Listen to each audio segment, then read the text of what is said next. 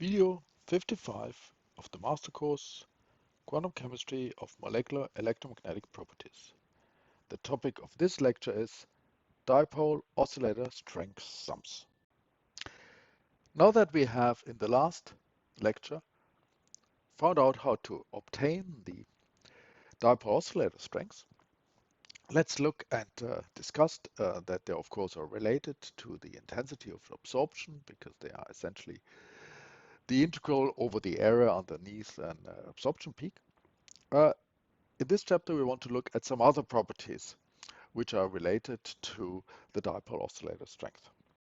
And in particular, we want to look at properties which are related to sums over all the dipole oscillator strengths. And if I say sum here, then I mean summing over all the oscillator strengths to the bound excited states and essentially integrating over all the oscillator strengths to non-bound, to the continuum of non-bound states. One can define two different sums. The first place here, they're called dipole oscillator strength sums. Here, the first one, which typically is identified as with capital S, is just a sum over the oscillator strength, and then multiplied it with the excitation energy once more, again, to a certain power k. So there are a lot of different sums of this type depending on what k is. So k can be integers, of course, but they can be positive and negative. A second one, which are called L, and they're called L because they include the natural logarithm of the excitation energy. So it's not only, so it's the oscillator strength multiplied with the logarithm of the excitation energy, and then again multiplied with the excitation energy to the power k.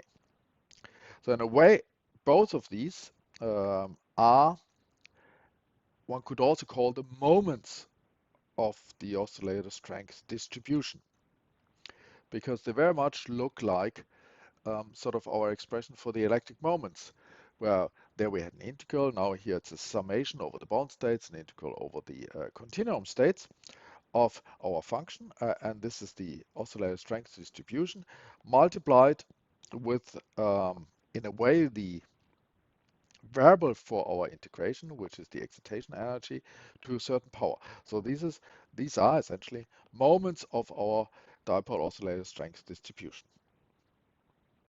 And since we have three different representations of the oscillator strength, we have the length representation, remember, where the operator is actually twice the electric dipole moment operator or the position vector operator of the electrons. Then we have the mixed representation, where one of them is the position vector operator and the other one is the canonical momentum operator of the electrons, and finally the velocity representation of the dipole oscillator strength, where it's twice the canonical momentum operator. So we can have these transition strength sums over the dipole oscillator strength distribution, both in the length, velocity, and mixed representation. And similar to when we talked about the oscillator strength, that we can consider them as being a tensor with 9 components, because they include the square, they include the product of the transition moment and the transition moment complex conjugate. And we can have two different components of the corresponding operators in those two transition moments. We can consider the oscillator strength as a tensor, and similarly we can also consider this summations over the oscillator strength distribution as tensors here. The probably best known of these summations over the dipole oscillator strength distribution is the so-called Thomas Raichikun sum rule. It's called the sum rule because the sum over the dipole oscillator strength distribution is equal to another property. And the simplest one, Thomas Raichikun sum rule, is the S0, which means it's just the sum of the dipole oscillator strength. And this can be shown to be equal to the number of electrons in the system. This turns out to be quite a very useful tool, because if one calculates dipole oscillator strengths or dipole oscillator strength distribution and one wants to know whether the calculation is good enough, then what one can do is sum over all the ones and see whether it actually equals the number of electrons in the system. Another one, or another property which we can relate to these dipole oscillator strength sums, is the frequency-dependent polarizability. We have already seen in the beginning of this chapter 7.2, we have seen that the dipole depolarizability, frequency-dependent dipole polarizability, in a sum over states expression where we have the frequency of the radiation squared, and then up here we had the transition moments, the product of the two transition moments times the excitation energy. And now, of course, we know that the transition moment squared times the excitation energy, that is just our dipole oscillator strength in the length representation. So we can write, therefore, or identify that the frequency-dependent polarizability is actually a sum over the oscillator strength divided by the difference between the excitation energy squared minus the energy of the radiation squared. The frequency-dependent polarizability, of course, is a function of the frequency. So here, that's our variable here. And we have basically 1 over something minus the variable squared. So this 1 over we can expand in the normal way in expansion, in a Taylor series expansion, essentially. And as long as we look only at frequencies which are smaller than the lowest excitation energy, which means that this ratio of the energy of the frequency divided by the excitation energy is smaller, then we can expand this term here, because that means that this is smaller than 1.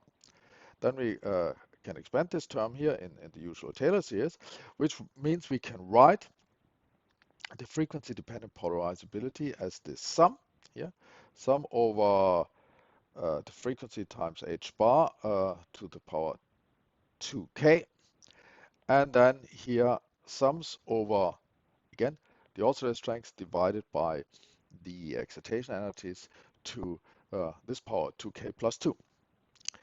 And then we can, hopefully from the slide before, we can recognize that these are actually the S sum rules. S sum rules, and they're precisely the S sum rules for the value minus 2 times k minus 2. And the first term, that's for k equal to 0, which means that's the static one. For k equals to 0, so that is S minus 2, which means S minus 2 is actually equal to the static polarizability, and then the frequency dependence of the polarizability, which and the polarizability depends quadratically on the frequency. So the next term would be the frequency squared. That would then go with S minus 4, and then frequency to the fourth power would go with S minus 6. These this expansion of the frequency dependent polarizability, or essentially the expansion of the frequency dependence of the polarizability, is also often called the Cauchy moment expansion. And the sum rules, the sums here over the dipole oscillator strength distribution for the negative values of k then are called the Cauchy moments. And as I said before, the S minus 2, that's just the static polarizability. And the other Cauchy moments, which are for even and negative sums, S minus 4, S minus 6, then describe as I said, the frequency dependent of the frequency dependent polarizability. That implies then, of course, that I can define those sum rules, a particular one for the negative even numbers. I can define them as derivatives of the frequency dependent polarizability. I mean, if they are the expansion coefficients in the frequency dependent, then obviously it must be possible to define them as derivatives respect to the frequencies of the frequency dependent polarizability. And here's the expression given. Alternatively, I can also obtain the same summations by taking now derivatives, the odd and even derivatives, but then I have to take the limit of the frequency going to 0, and I will end up at the end with the same expression for the summations, the negative even summations over the dipole oscillator strength distribution. Similar, one can derive also expressions for the positive even dipole oscillator strength sums um, in this way here. Um, and again, it's for the even ones, although I take the derivative with odd and even values here.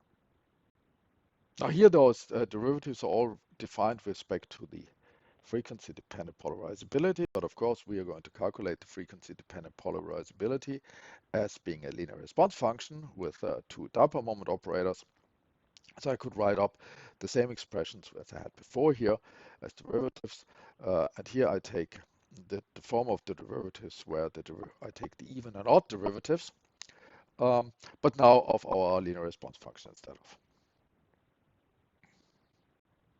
Now if I want to have expressions, corresponding expressions for the dipole oscillator strength sums in the velocity or in the mixed representation, I can easily do that. I can easily do that here if I take derivatives of the response function, because then I just have to take other response function instead of the response function with two components of the electric dipole moment operator. For the mixed representation, I would have to take a response function where I have one electric dipole moment operator and one canonical momentum operator. And for the velocity representation, of course, I would have two components of the canonical momentum operator. So the sums over the dipole oscillator strength distribution are, for example, related to the polarizability and the frequency-dependent polarizability, and the S0 is equal to the number of electrons. There are several more properties and several more what were called sum rules, which means that a particular sum over the dipole oscillator strength representation is equal to one property. There's another area where they are used, and that is the interaction of a beam of charged particles interacting with matter, materials. So we have a beam of ions, and they have a charge Z, and they pass with a particular velocity through matter, and they are scattered by the molecules.